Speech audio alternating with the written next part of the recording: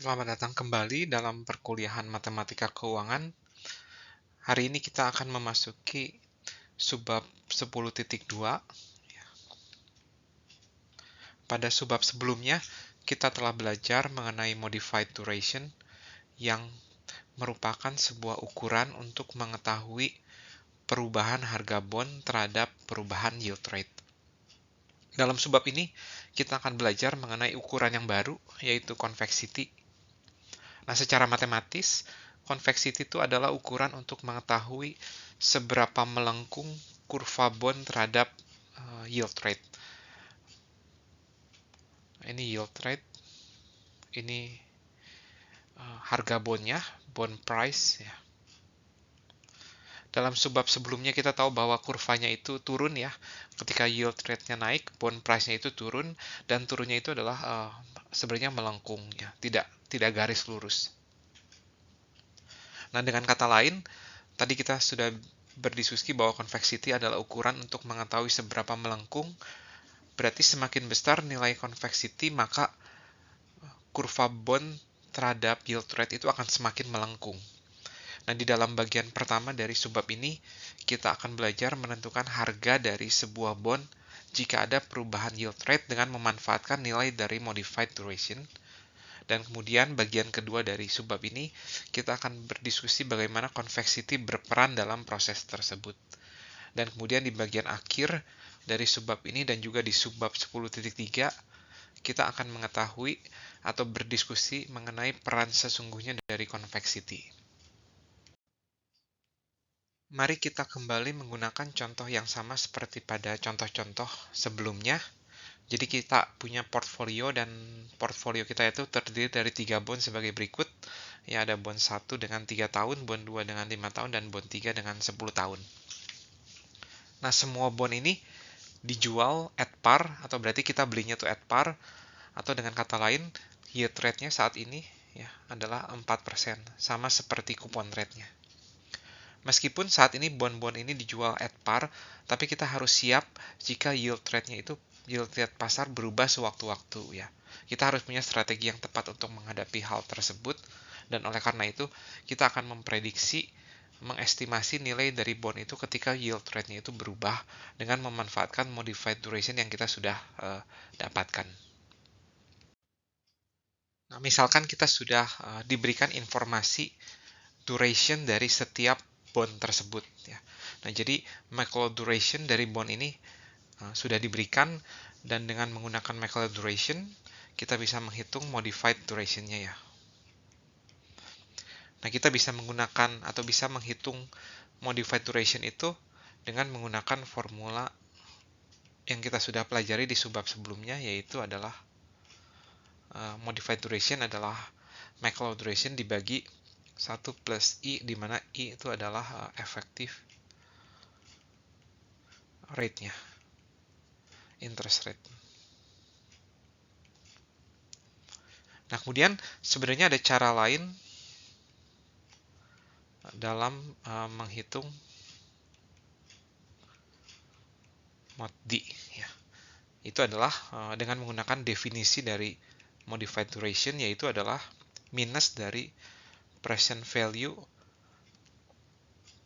ketika yield rate-nya itu adalah I ya, turunannya dibagi dengan present value dari I. Nah, jadi kita akan memandang semua pembayaran dari bond kita ya, cash flow kita di masa depan, kemudian jadikan itu sebagai fungsi yield rate, dan kita akan cari turunannya, kemudian kita bagi dengan present value terhadap I-nya itu. Nah, ini adalah definisi dari modified duration. Namun, kita sering mengestimasi nilai dari modified duration tidak dengan menggunakan ini, tapi dengan menggunakan ini ya, minus delta P per delta I dibagi P di waktu ke I ya.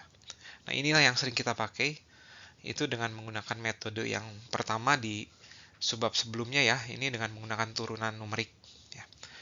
Nah, inilah yang akan kita pakai sebenarnya untuk membalik gitu. Jadi yang diketahui itu adalah modified duration, dan kita akan mencari nilai dari harga yang barunya gitu ya. Jadi kita akan menggunakan persamaan ini untuk menghitung atau mengestimasi I yang baru gitu.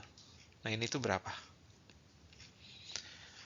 Nah, masalah ini sering muncul di soal-soal SOA dan merupakan sebuah contoh yang baik atau jika kita tahu untuk menghitung ini given modified duration yang akan saya bahas di slide berikutnya. Sebelum masuk ke contoh, di sini saya akan menurunkan formulanya terlebih dahulu. Nah, ini adalah formula dari modified duration. Modified duration adalah minus dP per DI dibagi P ya. Nah, ini akan saya ubah dulu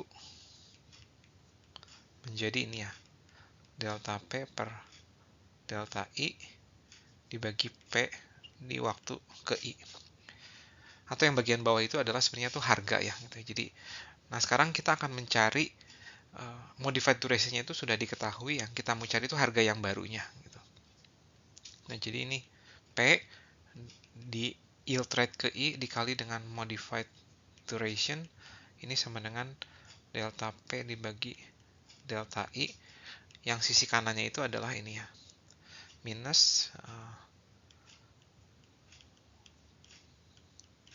jadi I itu adalah ini I ya, sorry, yield rate lama, sementara J adalah yield rate yang baru. Ini dibagi I min J, atau sorry, J min I harusnya.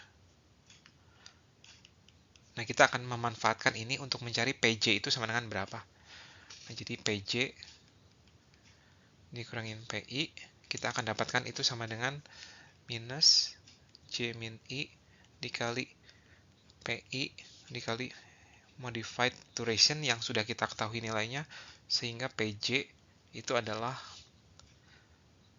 PI dikurangin ini ya.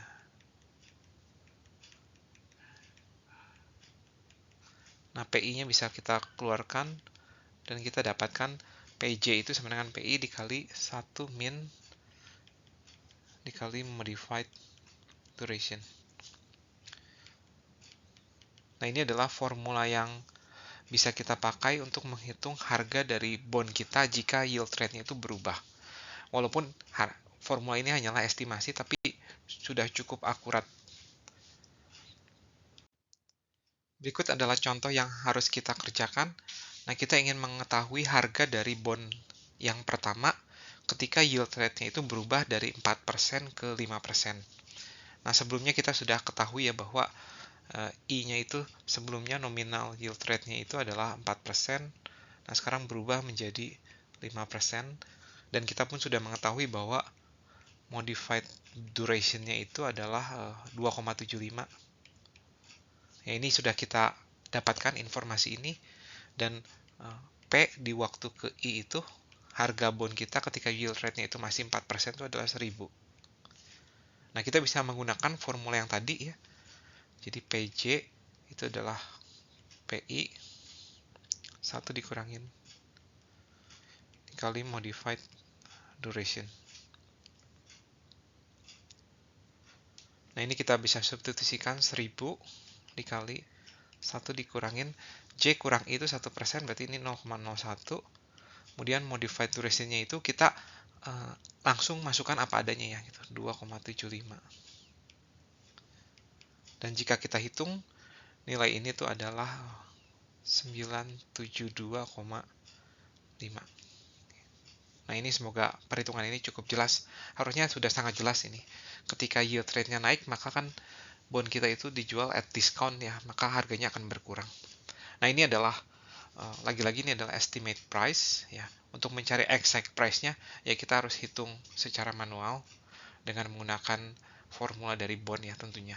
Tapi ini merupakan estimasi yang sudah cukup baik ya.